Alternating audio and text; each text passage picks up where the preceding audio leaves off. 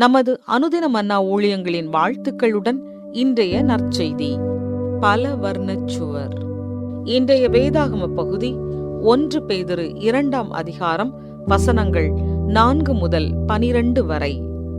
மனுஷரால் தள்ளப்பட்டதாயினும் தேவனால் தெரிந்து கொள்ளப்பட்டதும் விலையேற பெற்றதுமாயிருக்கிற ஜீவனுள்ள கல்லாகிய அவரிடத்தில் சேர்ந்தவர்களாகிய நீங்களும் ஜீவனுள்ள கற்களைப் போல ஆவிக்கேற்ற மாளிகையாகவும் இயேசு கிறிஸ்து மூலமாய் தேவனுக்கு பிரியமான ஆவிக்கேற்ற பலிகளை செலுத்தும்படிக்கு பரிசுத்த ஆசாரிய கூட்டமாகவும் கட்டப்பட்டு வருகிறீர்கள். அந்தபடியே இதோ தெரிந்து கொள்ளப்பட்டதும் விலையேற பெற்றதுமாயிருக்கிற மூலைக்கல்லை சீயோனில் வைக்கிறேன், அதின்மேல் விசுவாசமாய் இருக்கிறவன் வெட்கப்படுவதில்லை என்று வேதத்திலே சொல்லியிருக்கிறது. ஆகையால் விசுவாசிக்கிற உங்களுக்கு அது விலையேற பெற்றது. கீழ்ப்படியாமல் இருக்கிறவர்களுக்கோ வீட்டை கட்டுகிறவர்களால் தள்ளப்பட்ட பிரதான மூலைக்கல்லாகிய அந்த கல் இடறுதற்கேதுவான கல்லும் விழுதற்கேதுவான கன்மலையும் ஆயிற்று. அவர்கள் திருவசனத்திற்கு கீழ்ப்படியாதவர்களாயிருந்து இடறுகிறார்கள், அதற்கென்றே நியமிக்கப்பட்டவர்களாயும் இருக்கிறார்கள். நீங்களோ உங்களை அந்தகாரத்தினின்று தம்முடைய ஆச்சரியமான ஒளியினிடத்திற்கு வரவழைத்தவருடைய புண்ணியங்களை அறிவிக்கும்படிக்கு தெரிந்து கொள்ளப்பட்ட சந்ததியாயும் ராஜரீகமான ஆசாரிய கூட்டமாயும் பரிசுத்த ஜாதியாயும் அவருக்கு சொந்தமான ஜனமாயும் இருக்கிறீர்கள். முன்னே நீங்கள் தேவனுடைய ஜனங்களாய் இருக்கவில்லை, இப்பொழுதோ அவருடைய ஜனங்களாய் இருக்கிறீர்கள். முன்னே நீங்கள் இரக்கம் பெறாதவர்களாய் இருந்தீர்கள், இப்பொழுதோ இரக்கம் பெற்றவர்களாய் இருக்கிறீர்கள். பிரியமானவர்களே, அந்நியர்களும் பரதேசிகளுமாய் இருக்கிற நீங்கள் ஆத்துமாவுக்கு விரோதமாய் போர் செய்கிற மாம்ச இச்சைகளை விட்டு விலகி, புறஜாதிகள் உங்களை அக்கிரமக்காரர் என்று விரோதமாய் பேசும் விஷயத்தில் அவர்களை உங்கள் நற்கிரியைகளை கண்டு அவற்றின் நிமித்தம் சந்திப்பின் நாளிலே தேவனை மகிமைப்படுத்தும்படி நீங்கள் அவர்களுக்குள்ளே நல் நடக்கையுள்ளவர்களாய் நடந்து கொள்ளுங்கள் என்று உங்களுக்கு புத்தி சொல்லுகிறேன். குறிப்பு வசனம்: ஜீவனுள்ள கற்களைப் போல ஆவிக்கேற்ற மாளிகையாகவும் இயேசு கிறிஸ்து மூலமாய் தேவனுக்கு பிரியமான ஆவிக்கேற்ற பலிகளை செலுத்தும்படிக்கு பரிசுத்த ஆசாரிய கூட்டமாகவும் கட்டப்பட்டு வருகிறீர்கள். 1 பேதுரு 2:5.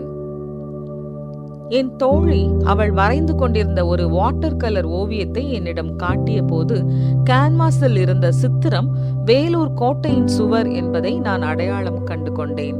நான் ஓவியர் அல்ல, ஆனால் யாராவது சுவருக்கு வண்ணம் பூசினால் அவர்கள் முழு சுவரையும் ஒரே வர்ணத்தில் பூசுவார்கள் என்றுதான் நான் நினைத்திருந்தேன். ஆனால் அவள் வரைந்த சுவர் நேர்த்தியாக பல வண்ணங்களில் இருந்தது. ஒரு கல் காவி நிறம், மற்றொன்று பொன்னிறம், ஒரு பாசி பச்சை மற்றும் ஒரு மாதுளை ஊதா கூட இருந்தது. நான் மிகவும் கவரப்பட்டு சுவர் எப்படி வித்தியாசமாக இருக்கிறது என்று கேட்டேன்.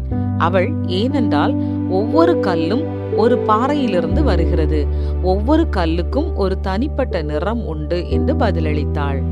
அப்போதிருந்து நான் ஒரு கல் சுவரை பார்க்கும் போதெல்லாம் அதன் பல கற்களின் அமைப்புகளையும் நிறங்களையும் மற்றும் வடிவங்களையும் என்னால் கவனிக்காமல் இருக்க முடிவதில்லை.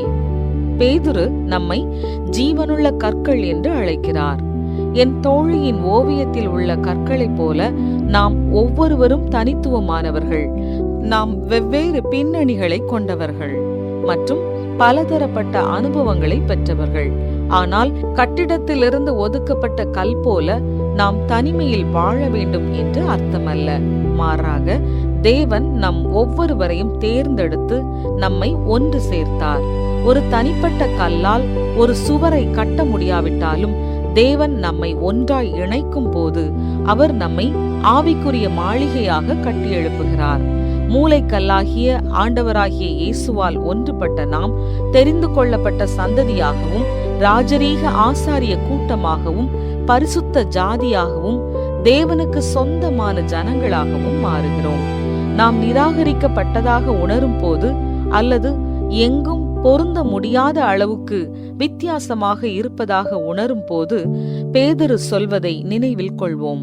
இயேசு கிறிஸ்துவின் மீது நம்பிக்கை வைப்பவன் ஒருபோதும் வெட்கப்பட மாட்டான். தேவன் தாம் கட்டி எழுப்பும் ஒன்றின் ஒரு பகுதியாக இருப்பதற்காக இயேசுவின் மூலம் நம்மை தேர்ந்தெடுத்திருக்கிறார். நமது தனித்துவம் தேவனுடைய சமூகத்தில் கச்சிதமாக பொருந்துகிறது. உங்கள் சபை அங்கத்தினரின் தனித்துவத்தை தேவன் பயன்படுத்துவதை நீங்கள் எவ்வாறு கவனித்தீர்கள்? தேவன் கட்டும் ஆவிக்கேற்ற மாளிகைக்கு உங்கள் தனித்துவம் எந்த வகையில் பங்களிக்க முடியும்?